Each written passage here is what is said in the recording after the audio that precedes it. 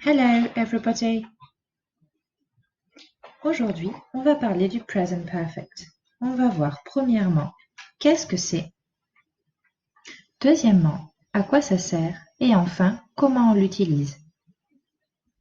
Premièrement, le present perfect, c'est quoi?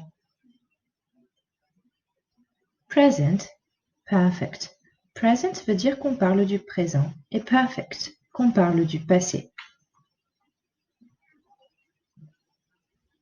On a donc un temps qui parle à la fois du présent et du passé et qui fait le lien entre les deux.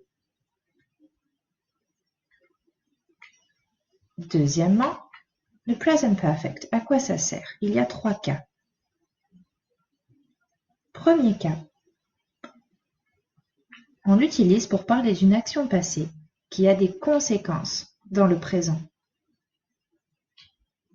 Exemple. Oh, you have made roast chicken. It makes me hungry. Dans cette phrase, une action a été faite dans le passé. You have made roast chicken. Tu as fait un poulet rôti. Cette action passée a des conséquences dans le présent. It makes me hungry. Ça me donne faim.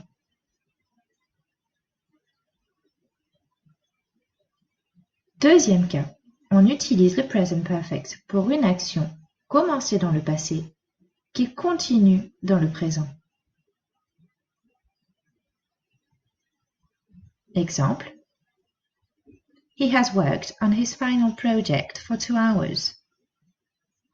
Ce qui veut dire, il travaille sur son projet final depuis 2 heures. Cela a commencé dans le passé, il y a 2 heures, et continue dans le présent. Il est encore en train de travailler. Remarque, pour traduire depuis, on utilise for suivi d'une durée. Exemple, he has lived in Dublin for 3 years. Ou alors since, suivi du moment où l'action a commencé. He has lived in Dublin since 2017.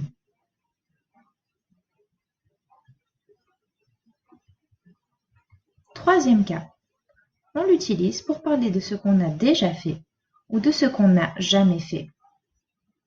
Avec already, on dit ce qu'on a déjà fait. I have already read this book. Avec ever, on demande si on a déjà fait. Have you ever read this book? Avec never, on dit ce qu'on n'a jamais fait. I have never been to Cork. Sans la négation.